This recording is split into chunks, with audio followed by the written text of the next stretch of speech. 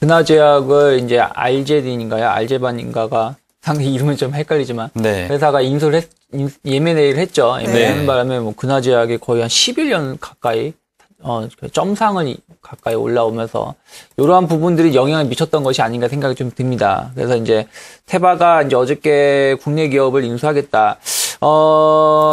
시장에서 예상하기로는 한 1,000억 정도 자금을 투자를 하지 않겠느냐 얘기가 좀 나오고 있고요. 이미 이 부분에 대해서는 우리나라 정부에서도 조금 알고 있었다. 얘기가 조금 이제 의견 조율이 있었다고 얘기가 좀 나오고 있습니다. 그래서 이러한 곳에서 M&A가 이루어진다라면 국내 중소형 제약사들이 우리나라 이제 제약사들의 기술력 상당히 좋거든요. 네. 복제하는 거에 대해서 신약 개발은 좀 떨어지지만 우리가 복제하는 약은 조금 기술력이 좋기 때문에 이러한 부분에 대해서 조금 기대감이 나오면서 어저께 대부분의 중소형 제약사들 일부 한 10대 개 종목에 상한가를 기록했었죠.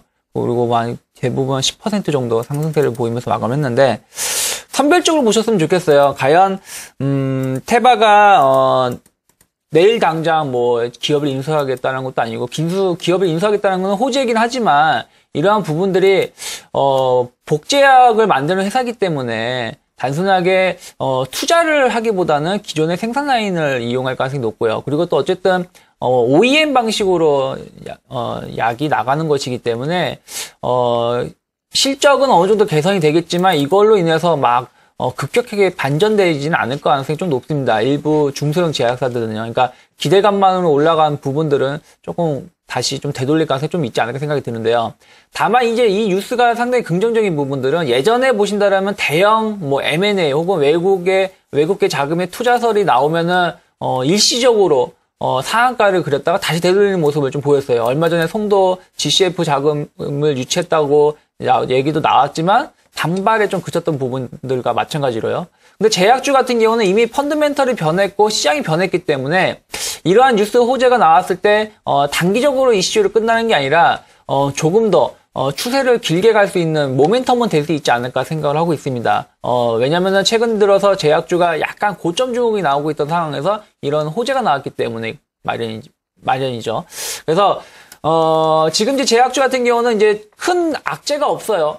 악재다운 악재가 없다라는 게 무슨 얘기냐면은 이미 작년 여름부터죠. 작년 여름 혹은 작년 연말부터 정부 규제가 상당히 심하게 들어왔던 부분이 있었습니다. 그리고 올 초에 약가 인하를 단행을 했고요. 이러한 부분들이 이제 다 마무리가 된 상황이고 또 정권 말기가 됨으로 인해서 추가적인 정부 규제가 나올 가능성은 좀 적다라고 생각이 드는 상황에서 올해 약가 인하, 그러니까 전문 의약품의 약가는 인하를 했지만 일반 의약품 약가는 상당히 많이 올렸습니다. 몇몇 기업들은 올해만 해도 2번 정도 이상을 가격을 인상을 했을 정도로 제품의 가격을 이제 상대적으로 더 많이 올려서 이러한 부분들이 이제 매출이 증대가 되고 이익이 늘어나고 있다는 것이죠. 그래서 이러한 추세는 조금 더 이어질 가능성이 높고요. 최근에 보면은 이제 정치적인 이슈는 많이 떨어지고 있지만은 뭐 경제 민주화라든지 혹은 복지, 일반 국민 건강 관련해서는 계속해서 예산이 늘어날 가능성은 좀 높습니다. 그렇기 때문에 이러한 부분들은 내년 이후에도 제약사들한테는 긍정적인 효과가 될 수 있다는 것이죠. 또 이제 환율 문제, 환율이 이제 고평가가 되면서 오히려 제약사들은 뭐 우리나라 복제약을 많이 만들기 때문에 해외 리베이트 나가는 부분도 좀 적게 나갈 수 있고요. 그래서 이제 제약사들은 이번에 이 뉴스 자체가 단발보다는 오히려 시장을 다시금 훈풍을 불러낼 수 있는 요인이 될 수 있다는 생각이 드는데요. 제가 봤을 때는 중소형주를 무분별하게 추격 매수하기에는 조금 부담이 될 수 있어요. 왜냐면 아직 중소형주들은 좀 확인된 건 아니고요. 뭐 테바라는 회사가 우리나라 모든 제약사를 다 인수할 건 아니기 때문에 좀 이런 부분들은 좀 선별적으로 대응하셨으면 좋겠고요. 좀 근하제약에 대한 기대감 때문에 올랐던 부분이 있다고 생각을 하시고요. 좀 길게 보신다면 대형주 제약사들을 관심을 있게 보시는 게 좋지 않을까 생각이 듭니다.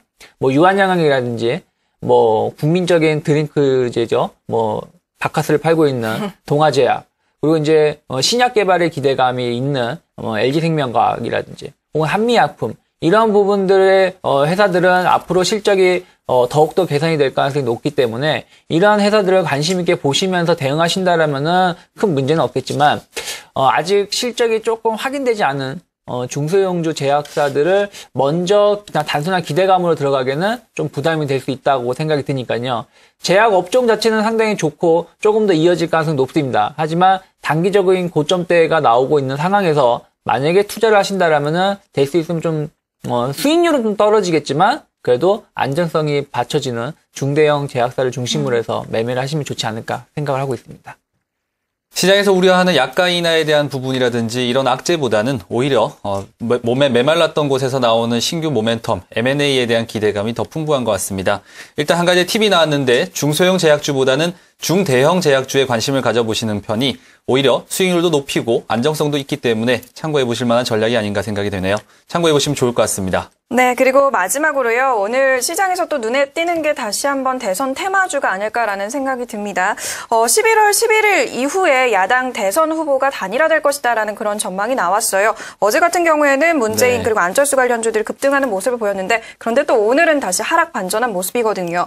관련 테마주는 전략을 어떻게 들고 가는 게 좋을까요? 일단은 뭐 중립하는 게 좋지 않을까 생각이 네. 들고 있어요. 그러니까 지금 대선이 우리나라도 이제 한 달 반 정도, 한 달 반이 좀 안 남았죠? 정도 남았는, 한 달 조금 남아, 한 45일인가 남은 걸로 알고 있는데요. 지금 이제, 어저께 드디어 이제 안철수 씨하고 문재인 씨의 단일화 얘기가 좀 나왔습니다. 문재인 씨가 먼저, 던졌죠.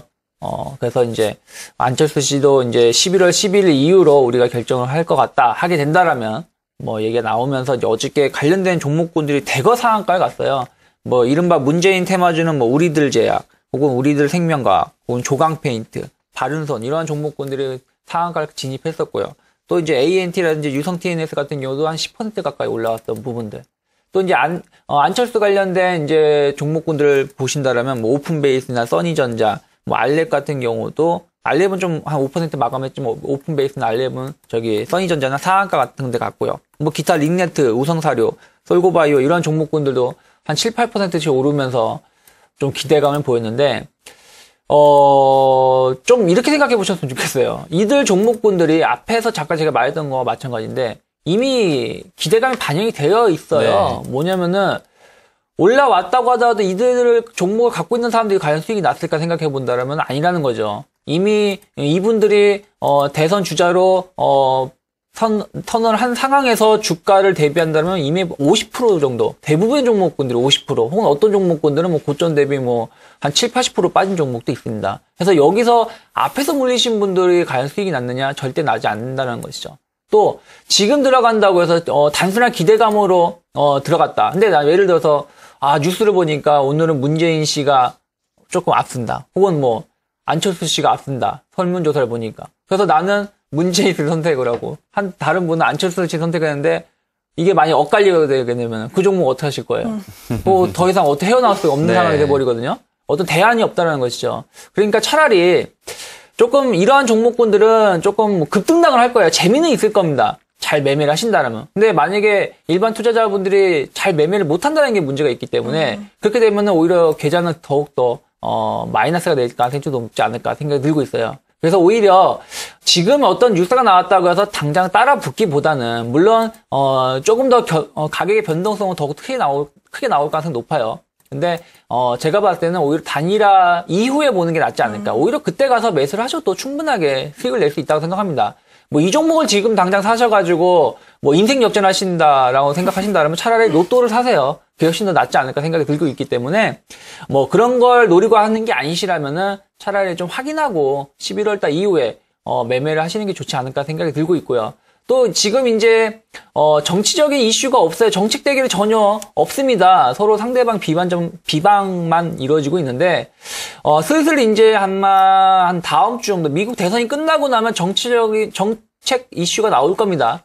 지금 이제 경제 민주화라든지 혹은 복지 이러한 부분들이 얘기가 나오고 있는데 이러한 부분들이 조금 더 구체화되기 전까지는 정치 관련된 테마주는 조금 보수적인 관점으로 대응하시고요. 그 이후에 이제 보면서 선별적으로 대응하시는 게 좋지 않을까 생각이 듭니다. 그래서 앞에서 말씀드린 제약주에 대한 호재는 좀 길게 볼 수 있겠지만 이런 대선 테마주 혹은 나로 우주선 이런 테마주 같은 경우는 단발에 그칠 가능성이 높기 때문에 네. 좀 투자를 하시는데 팁을 좀 가지셨으면 좋겠습니다.